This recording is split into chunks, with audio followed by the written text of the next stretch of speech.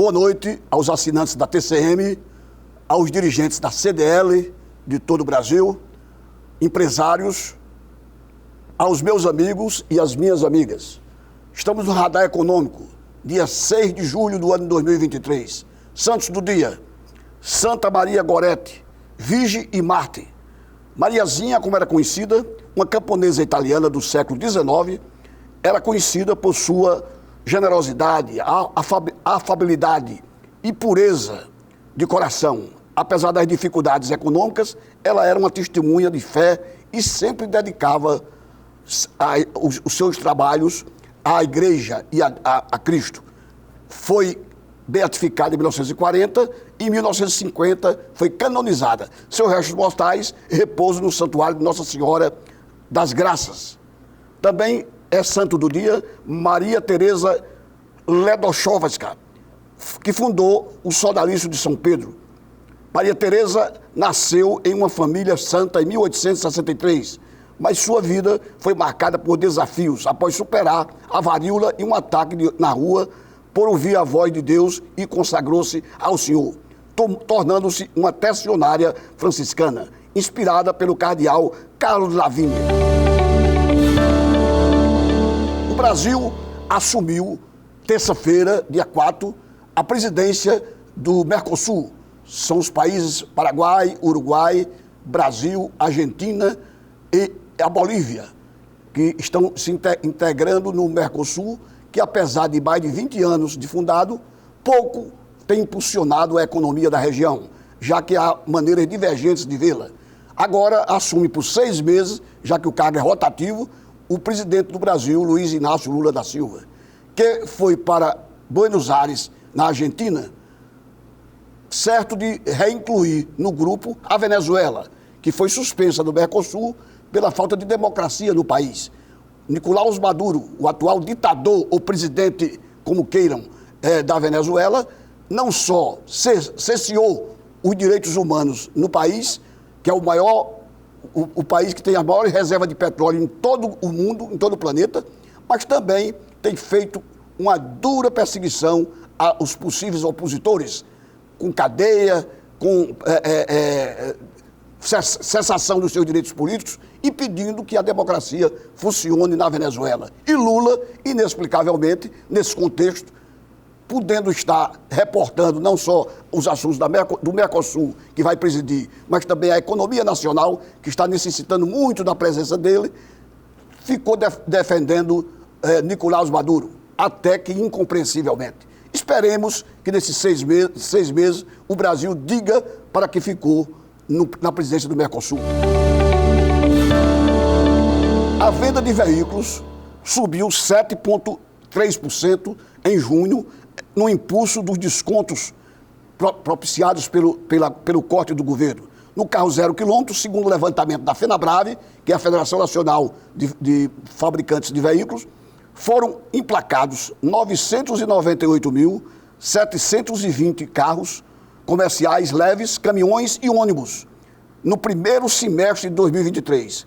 Vou repetir, 998.720 carros foram emplacados no Brasil no primeiro semestre do ano, principalmente agora no mês de junho, com o governo propiciando cortes de impostos, trocando para que as montadoras pudessem não parar, embora a Volkswagen, a General Motors e a Renault estejam com suas fábricas paralisadas pela grande quantidade de fabricação e a demanda de compra não vem correspondendo, apesar dos apetitivos bônus ou descontos no preço do automóvel até R$120 mil, propiciados por esses cortes de impostos. Mesmo assim, o programa foi estendido por mais 90 dias, com a dotação de até R$300 milhões de isenção. Mas mesmo assim, montadoras que estão no sistema de layout, praticamente férias coletivas de trabalho, as concessionárias dessas montadoras e os revendedores de carros sentem ainda a falta do dinheiro, porque a circulação vem sendo restringida mês após mês e mesmo com esse número fabricado no primeiro semestre, com um crescimento em relação ao ano 2022, mesmo assim deixa a desejar esse importante segmento da economia nacional, que é a montagem de veículos, que instalou-se no Brasil nos finais dos anos 50, nos chamados períodos de ouro, anos de ouro, do governo de Juscelino Kubitschek. E de lá para cá tem se notabilizado pelo crescimento de montadoras novas dos Estados Unidos, da Europa, do Japão, da China, da Índia, inclusive, que estão com montadoras no Brasil, alavancando o número de veículos leves e pesados que são montados no Brasil e distribuídos à frota nacional. E por falar em transporte, a BID anunciou hoje, em comunicado em Salvador, que a instalação de um complexo industrial em Camaçari, na Bahia. O evento contou com a participação do vice-presidente global da marca, Stella Lee, além de representantes do governo estadual. Maior fabricante de veículos elétricos do mundo, a gigante asiática investirá em 5 anos cerca de 3 bilhões de reais no Brasil, numa montadora em Camaçari, na Grande Salvador, impulsionando 5 mil empregos diretos na sua fábrica, que deverá estar instalada até o final do ano de 2025. Portanto, é uma boa notícia alvissareira para o estado da Bahia, que está a precisar do reforço na sua economia, já que recentemente, dados estatísticos do IBGE, compilados e conjuntamente com a Fundação Getúlio Vargas, constataram que o Ceará, economicamente, e Fortaleza como capital, tem maiores atrativos e são maiores do que o estado da Bahia, comercialmente, e a capital Fortaleza maior do que Salvador em termos de habitantes. É uma boa notícia para o estado da Bahia.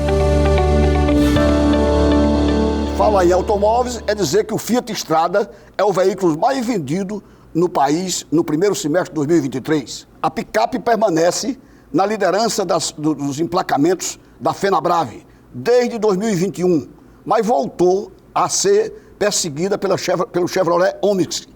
Esses foram os 2 veículos mais emplacados do Brasil no primeiro semestre, que terminou agora em junho. O Fiat Strada foi o veículo novo mais emplacado e mais vendido no Brasil no primeiro semestre de 2023, segundo a Fenabrave. O emplacamento de 50.546 veículos, o Fiat Strada liderou, vindo em segundo lugar, o Onix da Chevrolet. A frota brasileira só faz crescer e há uma perspectiva de renovação, já que o carro, depois de 10 anos, tem a sua vida útil ultrapassada e é importante para o possuidor, seja ele frotista, seja carro leve individual, familiar, importante uma nova versão, pelo menos depois de 10 anos. E tanto a Fiat como a Chevrolet, Volkswagen e a Ford ofereceram crescimento em relação ao ano anterior. Meu caro assinante, você deve saber que segunda-feira, dia 3 de julho, foi o dia mais quente já registrado em toda a Terra, segundo a Agência Espacial dos Estados Unidos da América. Dados do Centro Nacional de Previsão do Tempo dos Estados Unidos falou que a segunda-feira, 3 de julho de 2023, foi o dia mais quente na história registrado numa escala global, de acordo com dados dos Centros Nacionais de Previsão Ambiental dos Estados Unidos, que são ligados à Administração Oceânica e Atmosfera Nacional, bem como a NASA, a empresa americana governamental que administra os voos interplanetários. Portanto, você já pode dizer que viveu o dia mais quente do ano em Mossoró, no Rio de Janeiro, em Foz do Iguaçu, ou em Porto Alegre, em Gramado, Canela, no Rio Grande do Sul, onde as temperaturas são mais amenas, mas mesmo assim, globalmente, tivemos o dia mais quente do ano, 3 de julho de 2023. As importações de trigo no Brasil, no primeiro semestre, atingiram o menor nível desde 1997. E por quê?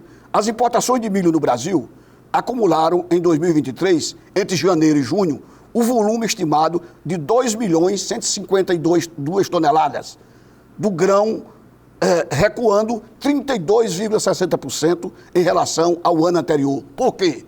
Porque o Brasil passou a produzir, principalmente no Rio Grande do Sul, trigo numa quantidade expressiva, diminuindo as nossas importações, que eram feitas geralmente da Argentina, em relação ao cereal.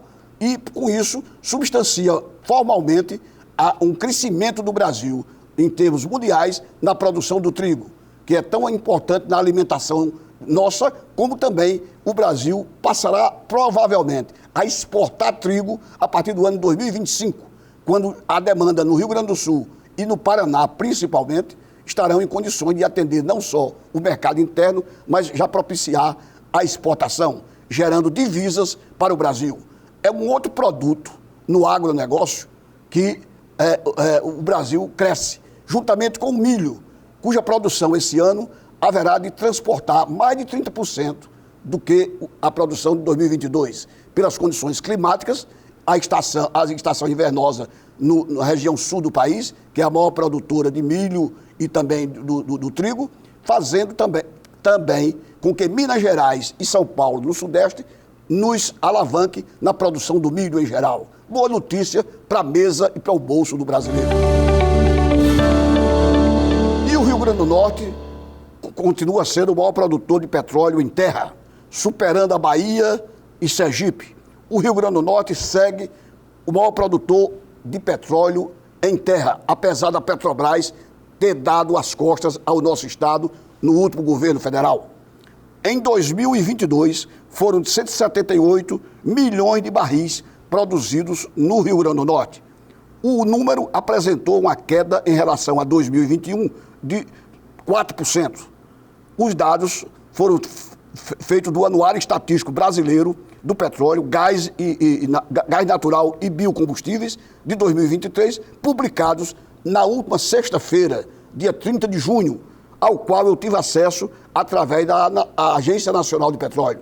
Mesmo assim, a Petrobras, que desertou praticamente do Rio Grande do Norte, agora dando sinais de que vai voltar, com o presidente Jean Paul Prats, que é um carioca, mas que tem domicílio e já foi, inclusive, senador da República, representando o estado do Rio Grande do Norte, voltou suas vistas novamente para o nosso estado e nós poderemos, em terra, inclusive, voltar a produzir petróleo, o que já fizemos com Bonança, com cerca de 100 até 160 mil barris dia.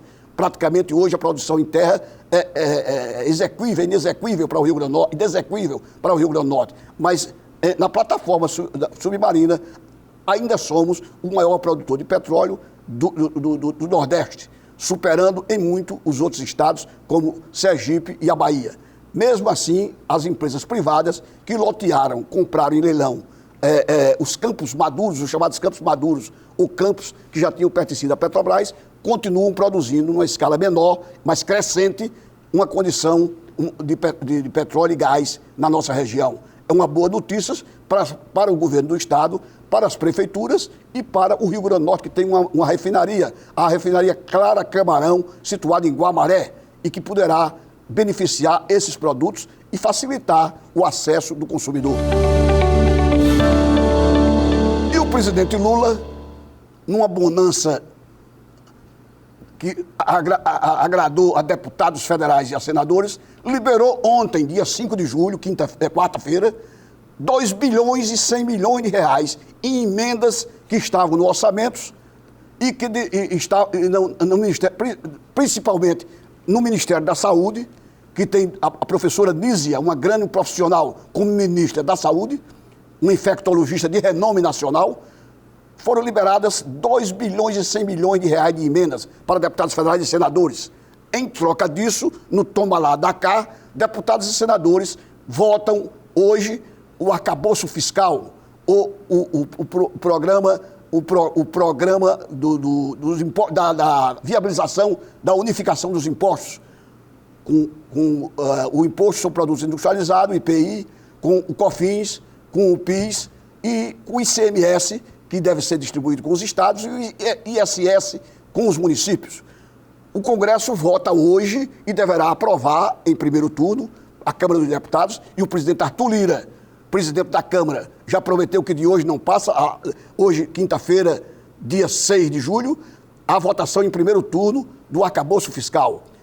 A população, o povo, agradece, já que o projeto enviado ao Congresso Nacional com algumas emendas que são feitas e deverão ser votadas ainda hoje, propiciarão não só a efetiva carga tributária do Brasil, que é cerca de 36% do PIB, tudo que nós produzimos, o produto interno bruto das nossas arrecadações, 36% ficam nos cofres dos governos, a nível federal, estadual e municipal.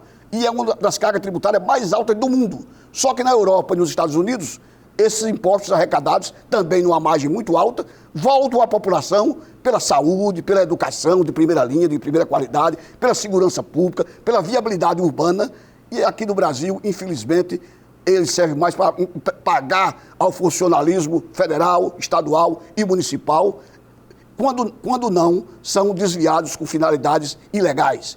Infelizmente, esperamos que, a partir de agora, haja um ajuste, já que o brasileiro está cansado de pagar imposto e não vê o imposto voltar para si nas condições ao qual eu estou me referindo.